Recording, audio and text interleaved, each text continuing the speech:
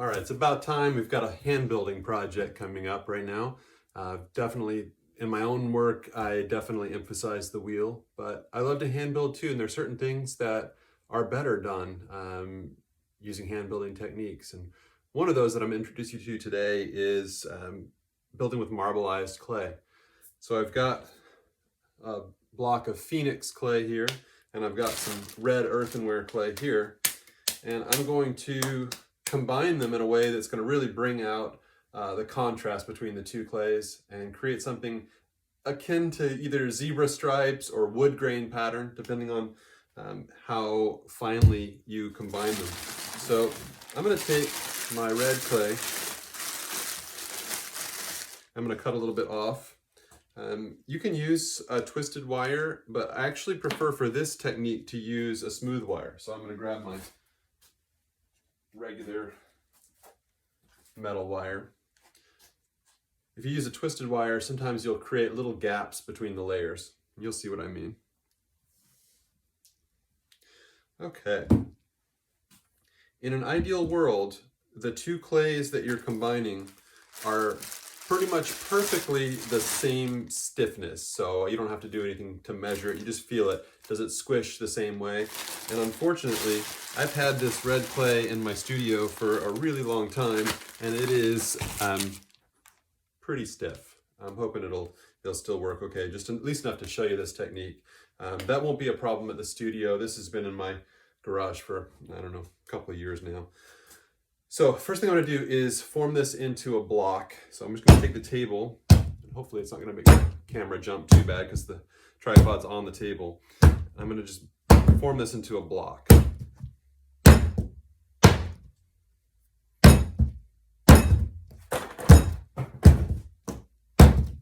I'm just turning it and trying to form it into a cube.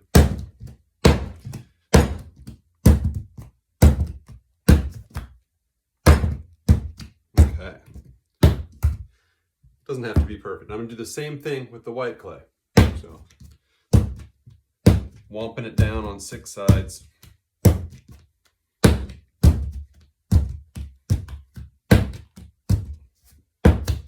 So as you can see, I've got sort of roughly equivalent amounts of red and white. And what I'm going to do to get this project started is cut both of these pieces into, let's just say 4 slices. They don't have to be perfect. In fact, in some ways it's better if they're a little bit imperfect. So I'm going to get down low. I'm going to move this camera down just a touch so it's easier for you to see. All right, I'm going to get down low so I can see what I'm doing. I'm using my thumbs on the wire and guiding along the table to make an even slice. That's a great trick. It's kind of like a Japanese slab cutting technique without the ledger strips to define the thickness. I'm just eyeballing the thickness. I'm going to do the same thing over here, except for that clay is so stiff that it's just going to drag along the table. So I'm going to have to do it a different way. This one, I'll use the guiding technique. One more slice.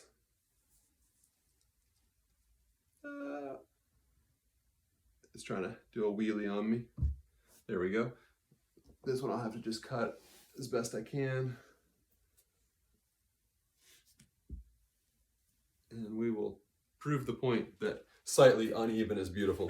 So let's alternate our layers now. So I'm going to take a red slice, drop it down, take a white slice, and plop it on top. I don't know if you can tell, but it's not perfect, and that's okay.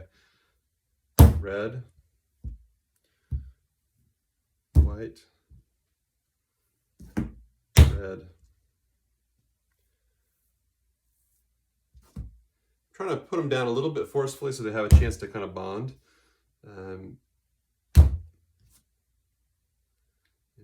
finally a white.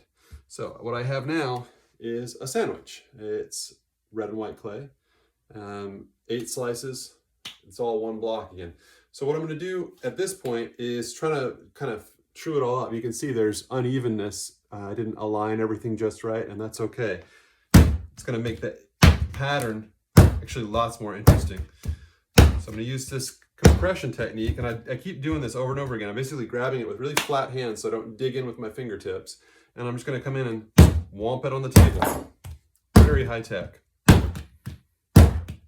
If the two clays are very even in density, it'll be easier to get a very even block. If they're less even, when you slam it down like that, the softer clay sort of oozes out the sides and makes for an uneven block. But what you can do is make your block, don't worry about the unevenness, and then wrap it up for a day and let the moisture content kind of gel. And then when you build things with it, it'll work better. So that's one round of combining the dark and the light. What I want to do now is sort of magnify that effect. So the stripes are going through it this way right now. So what I want to do is flatten it out along so that the stripes get a little bit thinner. So I'm going to take it and really whomp it on this side, really whomp it on this side.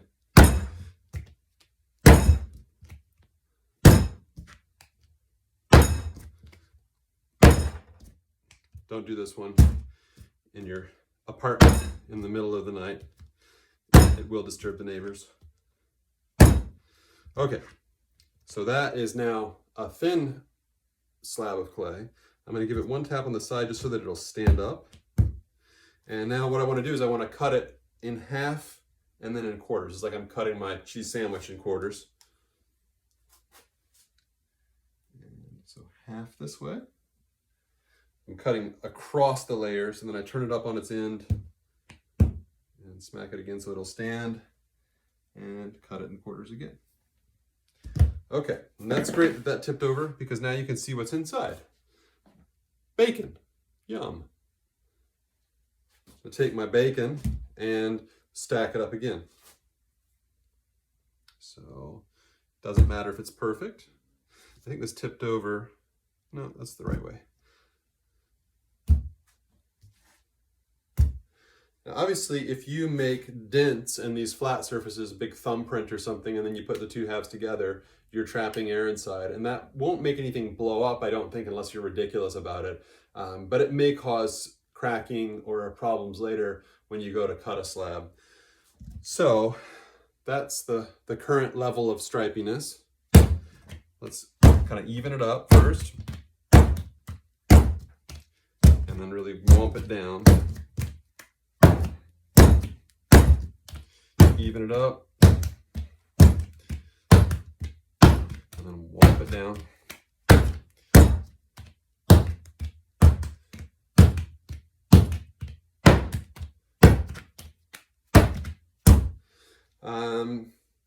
Three is my favorite level of replication, I guess, of your stripes.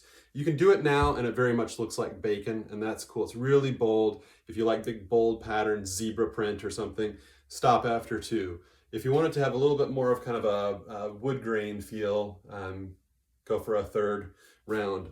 I have tried 4 in the past. It starts to get so fine that you almost don't pick out the pattern anymore, and it can kind of smear and just look like a combined type of clay.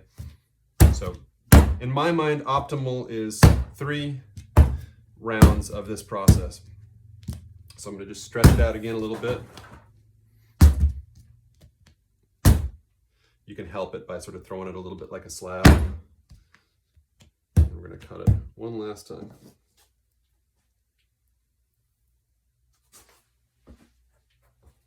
Clean my wire off. And cutting my sandwich in quarters.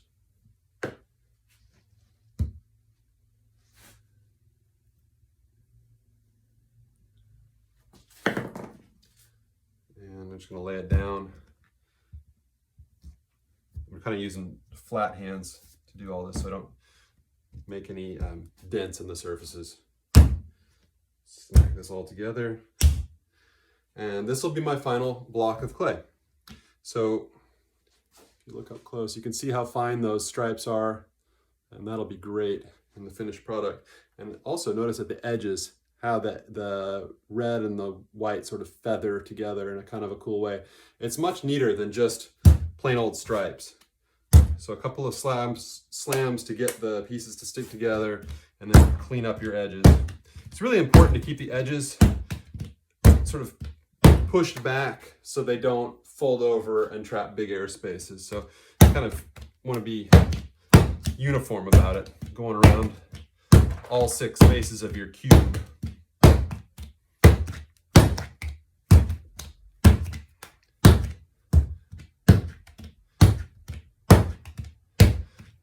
Now, to use this, the most dramatic way to use it is to cut it across the grain so that you see all the stripes. Often the first slice is kind of maybe like the first crepe off your crepe pan. You can feed it to the dog.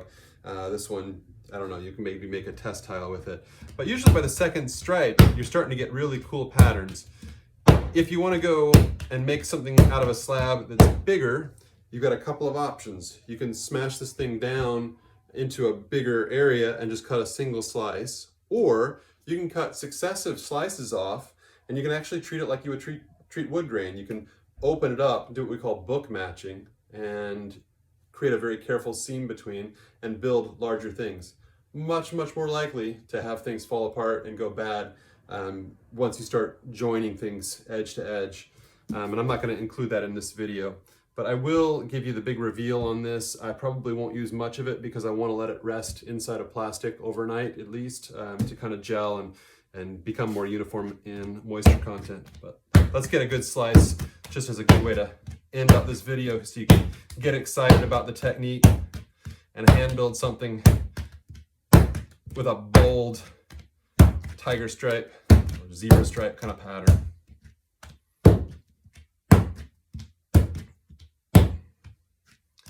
Okay, so I think I'm going to smash it out this way long and make kind of a rectangular slab with it.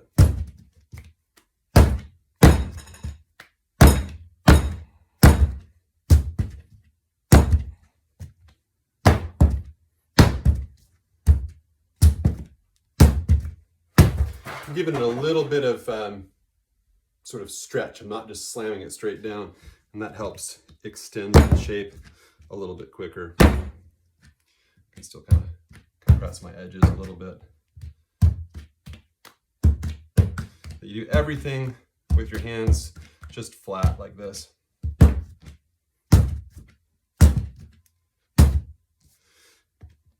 It's hard to beat just a little tray made with a block of this marbleized clay.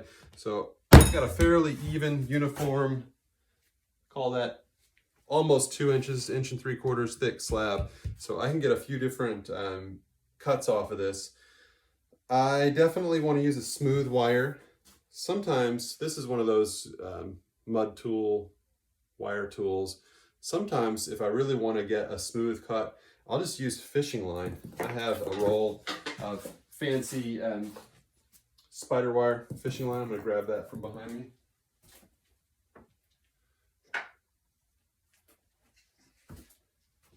If you want to be really accurate, let's say you want a slab that is that thick, you can lay 2 of those on either side and run your wire along that slab. We call that a ledger strip, and that ledger strip will define the thickness of your wire cut slab.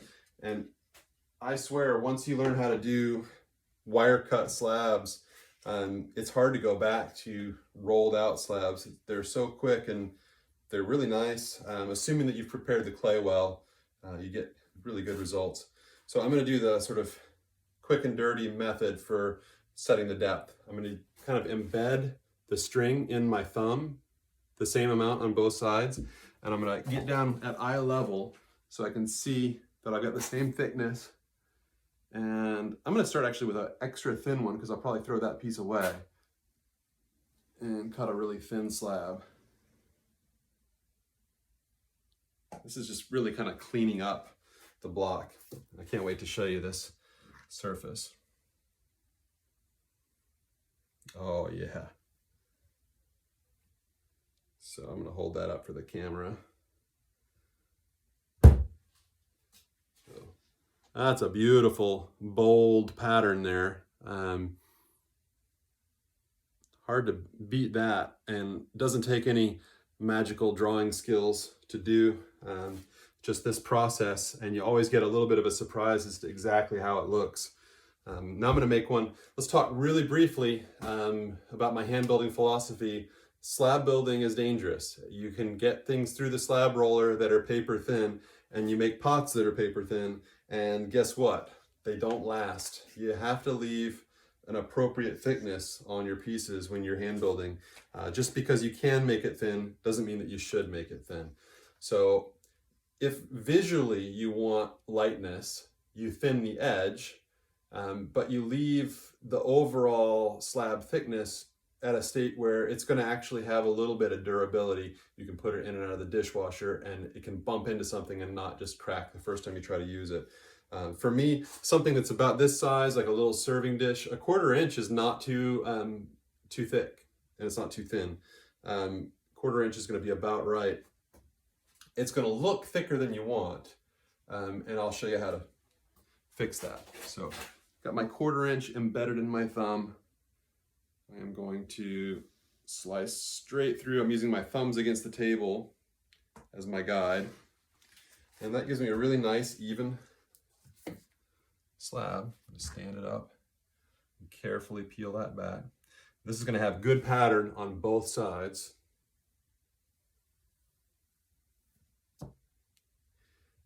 And I'm going to set this part aside. Okay, so there it is. It's nice. It doesn't have any voids in it, so that means I did a good job of not like sticking my thumb in it when I was putting the pieces together. I could square this up. I could cut it and make it really perfect, or I can just be happy with what it is. Really, all this needs to become a nice little dish is just have the edges folded up. If I wanted to use this to make a cup, I could stretch it a little bit longer and wrap it into a cylinder. Use another slab to make a base. So there's all kinds of potential. You can build with this just like you build with regular slabs. If you want to just have this have an edge and fold up, the trick is put something over it. Dry cleaning plastic works great. So I'm going to grab a piece of that. Usually I've got one right here. All right. Here's a piece of dry cleaning plastic. What you want to be able to do is compress this edge thinner so that it doesn't look clunky. Just by rounding it, you already make the eye feel like it's thinner, but it's even more durable now that you've taken those sharp corners off. So lay a single layer of plastic over it, and don't really mess with it in the middle, but just take the side of your thumb and you can place it on the table and then use the part of your thumb that would make contact with the edge to just sort of burnish and compress that edge. A few strokes, and the same thing on this edge. Just that little bit of rounding. I'm going to be ambidextrous here and just do it with my other hand. Kind of setting the angle of the bevel.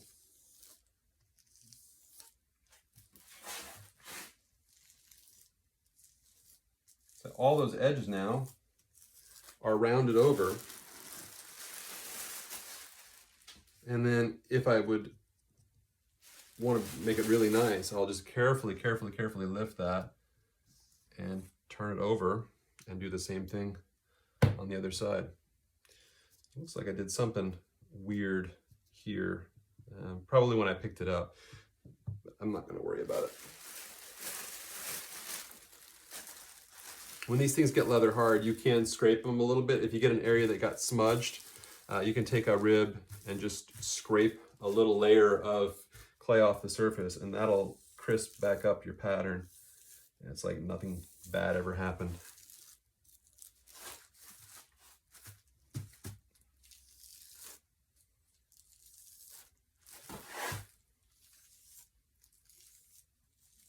This is such a great technique, and you can do it with fabric too. You can just take like a little piece of flannel, something that doesn't have a really coarse texture. Don't use burlap. And now my edge, I'm going to try to pick this up carefully and get the edge up close to the camera so you can see what it looks like. It looks finished. It doesn't look like you just cut a slab of clay. It looks like it's got a little love in that edge. Obviously, when it gets harder, you can work on it even more, but really doesn't need it. That technique is gold. So let's figure out how we want to form this. What I would normally do if I wasn't on a video, I would let this set up for probably half an hour or so and get to leather hard. But what I'm going to do instead is just go for it and not worry about it. So I want to bring edges up, but the first thing you focus on is corners. So I'm going to put my thumb where I want the corner of the dish to be. If you can see right there, so I'm kind of drawing an imaginary 45 in from the corner. And I'm going to carefully lift with my fingers at the same time. And I'm going to sort of pinch and kink that corner up. And it's hard to tell, but that corner is raised right now off the table. And I'm going to do the same thing coming in the same distance on that imaginary 45-degree angle. Light pressure and then kink that corner up. Don't worry about the middle. That'll happen. This is all much easier if you do it on a board so you can turn it. You don't have to do contortion to get there. But press and kink. This one's going to be really hard. Ugh. Press and kink it up.